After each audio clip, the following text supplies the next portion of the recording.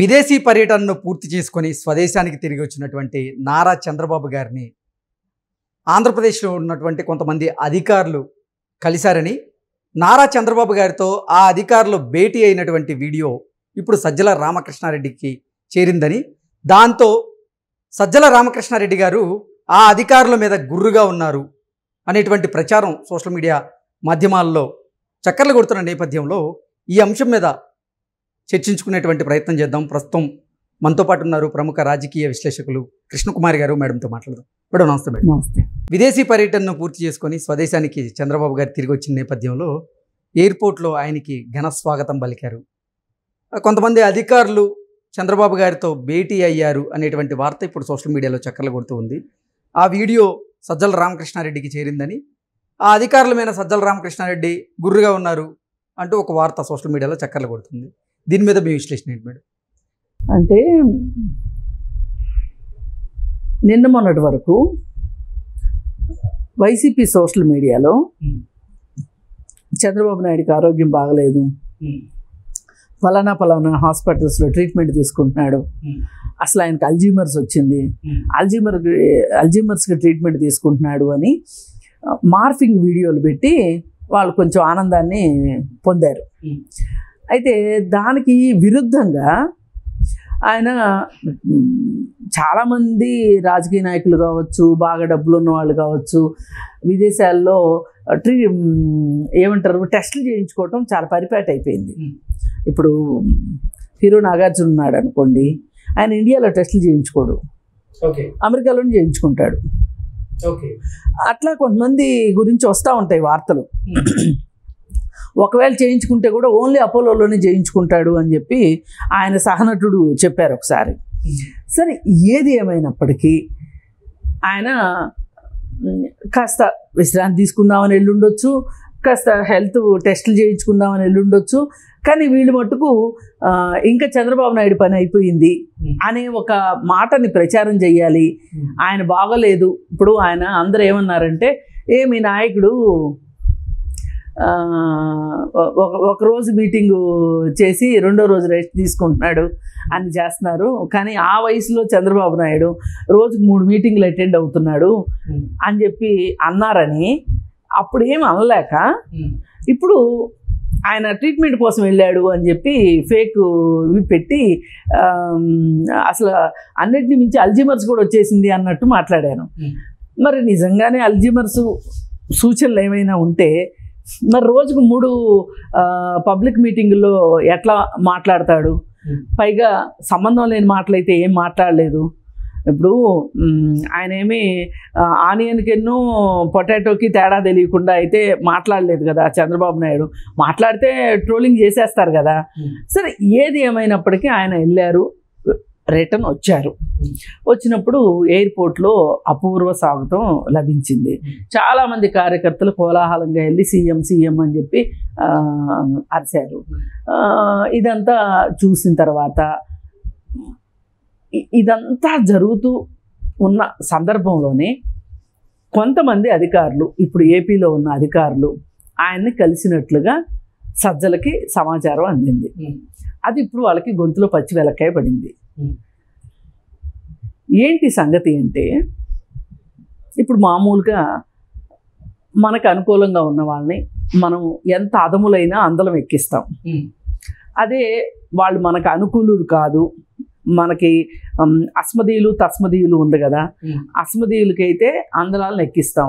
వాళ్ళు కానీ తస్మదీయులు అయ్యి ఉంటే వాళ్ళు ఈ రాష్ట్రానికి ఎంత అవసరమైనా, ఎంత సమర్థులైనా, వాళ్ళ దగ్గర ఎంత చాకచక్యం ఉన్నా కానీ, ఎంత పనితీరు బాగా ఉన్నా కానీ వాళ్ళని తీసుకెళ్ళి లూప్ లైన్లో వేస్తాం. ఆ లూప్ లైన్లో వేస్తాము. అది ఇది కాదంటే ఏదో ఒక కేసులు పెట్టి, ఇప్పుడు ఏబి వెంకటేశ్వర గారు ఎంతటి సిన్సియర్ ఆఫీసరు అందరికీ తెలుసు. పైగా ఆయన దగ్గర వ్యవహార దక్షత ఉంది. ఇప్పుడు పోలీసు ఉద్యోగానికి కావాల్సింది ఏంటండి? దక్షతే కదా. అవన్నీ ఉన్నాయి. ఆయన సాక్షాత్తు వీళ్ళ ప్రభుత్వం ఉన్నన్ని రోజులు ఆయనకి అసలు పోస్టింగ్ లేకోకుండా చేశారు.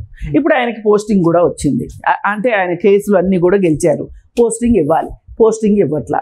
దానికి ఎవరో మీమ్స్ పెట్టారు. ఏంటి అంటే, ఏంటండి ఆయనకి పోస్ట్ ఎందుకు ఇవ్వరండి అని చెప్పి అడిగితే, అసలు 3 గంటల్లోకి ఫోన్ వచ్చింది అనే మాట చెప్పిందే సిబిఐకి ఆయన. అందుకే వాళ్ళ ఇంట్లో వాళ్ళు ఒప్పుకోవట్లేదంట. మా ఇంట్లో వాళ్ళు ఒప్పుకోవట్లేదు, నన్ను ఏం చేయమంటావు, 3 గంటల ఫోన్ వ్యవహారం సిబిఐకి చెప్పింది ఆయనేనంట అని చెప్పి మీమ్స్లో మాట్లాడుతూ ఉంటే ఎంతో కొంత అయితే వాస్తవం ఉంది. ఆయనైతే కంట్లో నలుసుగా ఉన్నాడు వీళ్ళకి. అందుకని చెప్పి ఆయన సంగతి చూద్దామనే ఉద్దేశంలోనే ఉన్నారు. ఇలా కొంతమందిని ఇప్పుడు అధికారులు అయినప్పటికీ వాళ్ళని కాస్త పక్కకు తప్పించి వాళ్ళకి ప్రాధాన్యత లేని పోస్టులు ఇచ్చిన వాళ్ళు కొంతమంది ఎవరైతే ఉన్నారో, ఎవరైతే బాధపడ్డారో వాళ్ళందరికీ ఇప్పుడు బిగ్ రిలీఫ్గా ఉంది. కూటమి గెలుస్తుంది ఖచ్చితంగా. కూటమి గెలిస్తే చంద్రబాబు నాయుడు సీఎం అయితే మళ్ళీ మనకు మంచి రోజులు వస్తున్నాయి అని వాళ్ళు ఒక ఆశ పెట్టుకొని అలాంటి వాళ్ళు కొంతమంది వచ్చి కలిశారు అనేది వార్త. ఈరోజు ఇవాళ మొత్తం వార్త అదే, ఈ రాజకీయ వర్గాల్లో వార్త అది.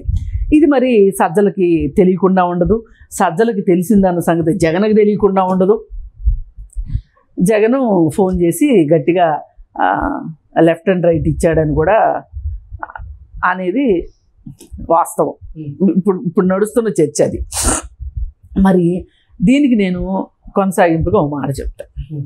ఏంటంటే మొన్న ఆ మధ్య బట్టలిప్పుకొని తిరిగిన ఎంపీ ఉన్నాడు కదా, గోరంట్ల మాధవ్.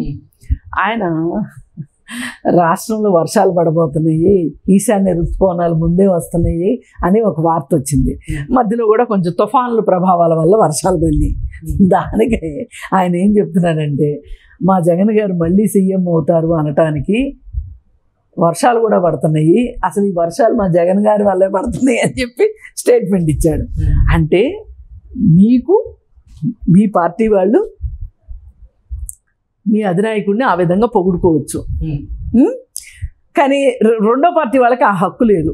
ఇప్పుడు వాళ్ళేదో కార్యకర్తలు సీఎం అన్నందుకే మీకు ఇంత బాధ అయిపోతే, అసలు ఏకంగా జగన్ దేవుణ్ణి చేశాడు కదా, వర్షాలు ఎలా పడతాయి అనేది అందరికీ ప్రపంచానికి తెలుసు. వరుణ దేవుడు కురిపిస్తాడని అనుకునే వాళ్ళు కొంతమంది ఉన్నారు. కొంతమంది సైన్స్ ప్రకారం వర్షాలు ఎట్లా పడతాయో కొంతమందికి తెలుసు. మధ్యలో జగన్ ఎక్కడి నుంచి వచ్చాడు? ఎందుకు వచ్చాడు అంటే, జగను నువ్వు బట్టలిప్పుకుని తిరిగినా కానీ నీ మీద ఏ చర్యలు లేకుండా ఉన్నాయి కదా, అందుకు నీకు దేవుడు అయిపోయాడు జగను. మీరు ఏం చేసినా తానంటే తందానా అంటే మీకు జగన్ దేవుడు మీకు. మరి ఇలా ఏడుస్తున్నాయి రాజకీయాలు. అందుకని చెప్పి ఇలాంటి పరిస్థితుల్లో కొంతమందికి మళ్ళీ చంద్రబాబు నాయుడు సీఎం అవ్వాలి, ఆయన కింద పనిచేయాలి అనే ఒక తపనతోటి వాళ్ళు వెళ్ళి కలిసి ఉంటారు. దానికి పెద్ద ఆశ్చర్యపోవక్కర్లా. జూన్ 4వ తారీఖు తర్వాత ఎవరెవరిని కలుస్తారో ఏమవుతారో అన్నీ కనిపిస్తాయి. కొంచెం వెయిట్ అండ్ సీ. ఇప్పుడు ఇన్నాళ్ళు వెయిట్ చేసాం, ఇంకొక 5 రోజులు 6 రోజులు. అంటే సర్వేలన్నీ కూడా ఆంధ్రప్రదేశ్లో కూటమి అధికారంలోకి రాబోతున్నాయి అంటూ చెప్తున్న నేపథ్యంలో వైసీపీ నేతల్లో ఉత్సాహాన్ని నింపేందుకు, లేదు వైసీపీయే మళ్ళీ అధికారంలోకి రాబోతుంది, జగన్మోహన్ రెడ్డి సీఎంగా ప్రమాణ స్వీకారం చేయడం ఖాయం అంటూ కూడా ఈయన అంటే సజ్జల రామకృష్ణారెడ్డి గారు డంకా బజాయిస్తున్నటువంటి నేపథ్యంలో ఇప్పుడు అధికారులు చంద్రబాబు గారితో కలిస్తే అంటే మళ్ళీ రాబోతుంది కూటమే, అందుకే అధికారులు చంద్రబాబు గారికి దగ్గరికి వెళ్ళి ఆయన కలిసేటువంటి ప్రయత్నం చేశారు అంటూ ఆ సంకేతాలు ప్రజల్లోకి వెళ్తాయి. మళ్ళీ వైసీపీ శ్రేణులు నిరుత్సాహపడే అవకాశం ఉంటుంది.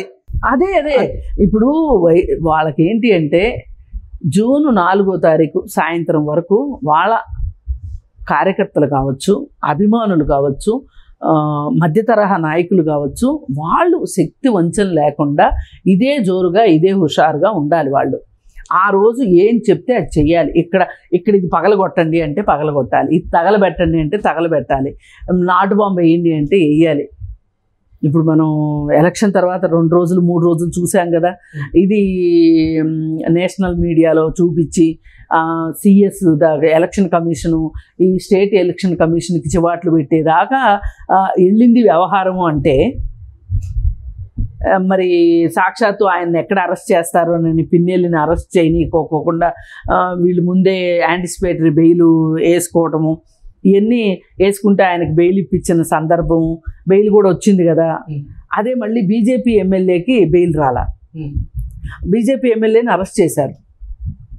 ఈయనేమో ముందస్తు బెయిల్కి అప్లై చేసుకుంటే బెయిల్ వచ్చింది. ఇప్పుడు ఆయన ఏమీ చేయలేరు. ఇప్పుడు ఈ 5వ తారీఖు లోపు 4వ తారీఖు సాయంత్రం 5వ తారీఖు ఆయన ఏ గొడవలు చేసినా ఆయన చేయగలిగింది ఏమీ లేదు. మహా అయితే ఇంకొంచెం శిక్ష ఎక్కువ అంటారు, అంతేగాని ఈ లోపు ఆయన చేయగలిగింది చేస్తాడుగా. అసలు అతన్ని అంత చేసిన వాడిని భయపెట్టద్దా మీరు? చట్టం ద్వారా అయితే మీరేమి దెబ్బలతోటి భయపెట్టమని 3rd డిగ్రీ ప్రయోగించమని ఎవరు చెప్పట్లా. కోర్టు తీర్పు కొంచెం అందంగా ఇస్తే అయిపోయి ఉండేదిగా.